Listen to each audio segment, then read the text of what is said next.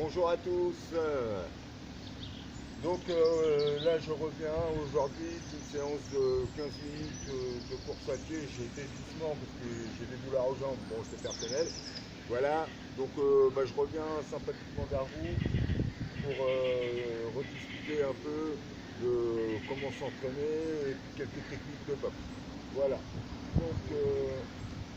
Là, jusqu'ici à chaque séance on a revu un peu les bases, la garde, la variété de la garde, donc la défense, comment se défendre et puis comment délivrer les coups ou les touches pour la boxe éducative. Les coups, c'est pas compliqué en soi, il y en a 3 coups, d'accord, les directs, les crochets, les super coups. Ensuite, il y a 6 façons de puisque bras avant et bras arrière. Voilà. Là, nous allons partir sur encore des gestes défensifs. Je vais revenir sur la garde. La garde, on essaie toujours d'avoir une garde hermétique dans un premier temps, une garde classique, où on lève les mains, on est de profil, et on vient essayer de délivrer le moins de surface de corps possible à l'adversaire. Voilà.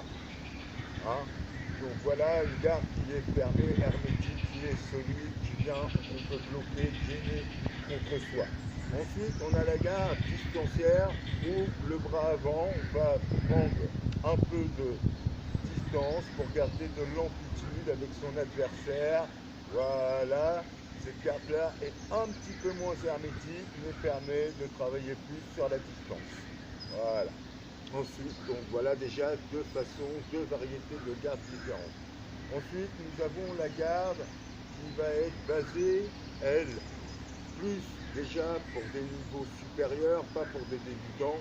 On sort de la garde classique, mais c'est la garde qu'il faudra adopter pour être bon plus tard, c'est-à-dire une garde basée essentiellement sur la réactivité et le coup d'œil.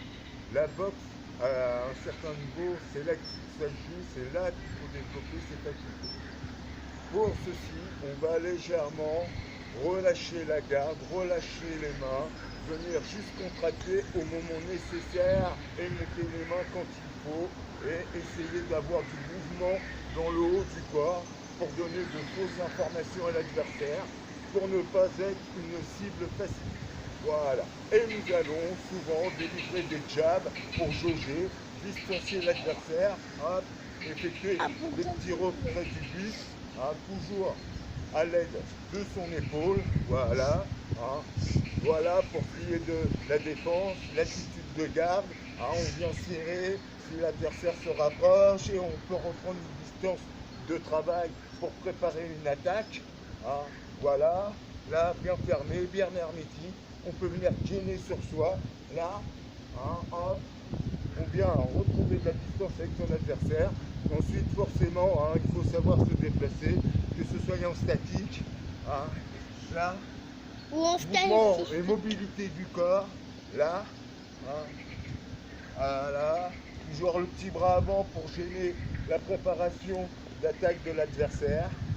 Voilà une bonne défense, petit mouvement, mobilité du haut du corps, voilà, des petites feintes, déplacements, droite-gauche, gauche-droite, circulaire, là,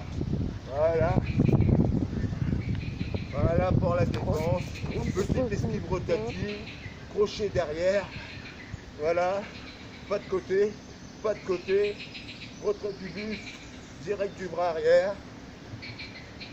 Pas de retrait, hop, je reviens, pas de retrait, je reviens.